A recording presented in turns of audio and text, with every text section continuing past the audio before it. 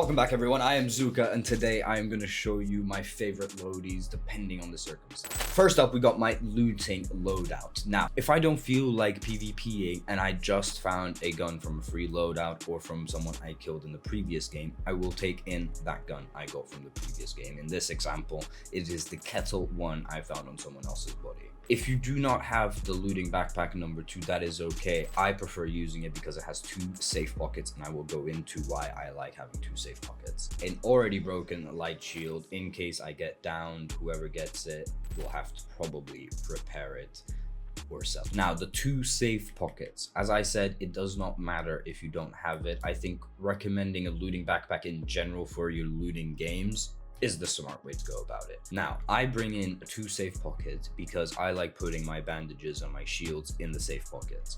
If I find something good in the game, I will obviously replace it, but this is just in case I get into a gunfight. Because if I get into a gunfight, there's 3 likely outcomes. Number 1, I win the gunfight outright, and I have a little time to go and hide, shield up before I loot this body, or get third-partied. I lose the gunfight outright, no time to heal up. In this case, I lose 5 bandages, which I can craft, an adrenaline shot that I found, and 1 shield that I have in case I have 5 seconds to heal myself. Or the third scenario where you manage to get away, you heal, and then you go fight again, keeping these 2 still in your safe pocket so you can go take a second fight without the risk of losing anything, because you use that 1 shield you have, and you most likely use 2 or 3 bandages depending on the health you have. Now, if I am going to loot, but I am expecting to PvP and to fight other players, I will bring in one of my own guns. In this scenario, I am bringing in the Stitcher 4. Stitcher is the gray gun's bread and butter. All guns are capable of doing damage, even the gray ones, especially if you level them up. I have a Stitcher 4.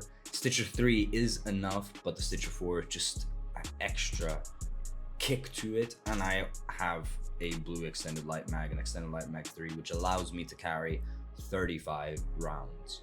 Now, this loadout may vary depending on the map. When I like to go and just loot, I always go to Buried City. It is looters' playground, and yeah, it's dangerous in a lot of PvPing, and that's why I bring in 2 light guns so that I have quick shooting response time. On a map like Spaceport or Blue Gate or even Damn Battlegrounds, where there's a chance you might get into a medium/long range gunfight, then I would recommend still bringing in a light gun, you know, in case someone comes up nice and close. But I would replace one of the guns for a Pharaoh or an anvil. An anvil has more rounds in it than the Pharaoh. The Pharaoh does pack a punch, but the Pharaoh is just that basic gray gun that you can find on a freeloader or craft.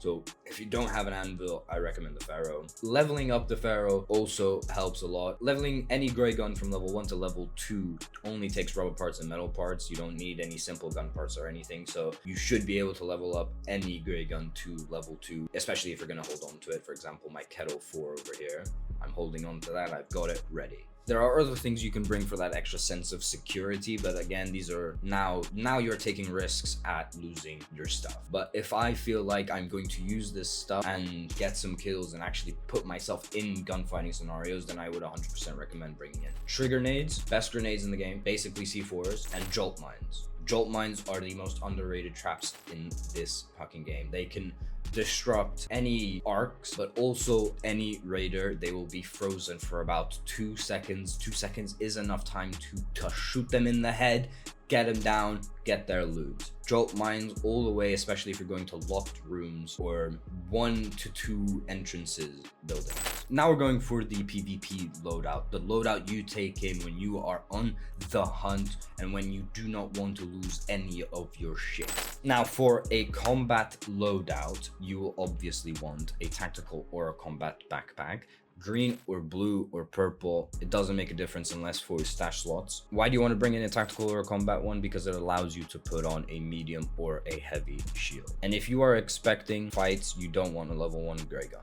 You don't. You can have any other level 1 gun, but just not a gray one. I prefer, even for combat, to bring in an anvil, at least an anvil 2 with my Stitcher. Stitcher is just incredible gun. It really is. And here, I'm not at risk of losing any of my legendary guns, and I can find some great guns. Trust me, anvil, Stitcher, one of the best loadouts you can have. Since I only have one safe pocket, I am putting my bandages in there. I'm bringing 3 shields in because if we get into a fight, I have time to heal, and if we win, I am 100% finding some shield recharge on these guys, unless the fight turns into a 5-minute long fight where we don't even get third partied, which is very, very unlikely, and they use all of their heals. But if you are quick and decisive, especially in squads, you will find shield recharges on other people. If you feel like bringing in more shield recharges, then do, but at your own risk. Grenades for PvPing are essential, whether you're in solos or whether you're in squads. Jolt mines to cover your entrances when you're looting. 1 or 2, even if it's to let you know someone's got zapped and you don't have time to shoot them, you know someone's gone zapped, get ready to fight. And if you hear or see people and they don't see you, grenades make such a difference. You get them weak, you could down them with 2 trigger grenades, you can down them with 2 heavy fuse grenades. And if they're stuck in a room or they are in a room camping and you know they're there, the grenades will give you the upper hand. In terms of stash inventory in the game, before I hop into a game, I put all of my ammo, and if I bring in, for example, this shield is at 30 health, so 2 breaks and it's broken. So I'm gonna bring in a light shield as well to replace it, and I keep all of it here on the left, so the ammo isn't taking up any space here on the right side. And then if I need to switch shields, I can go quickly like this.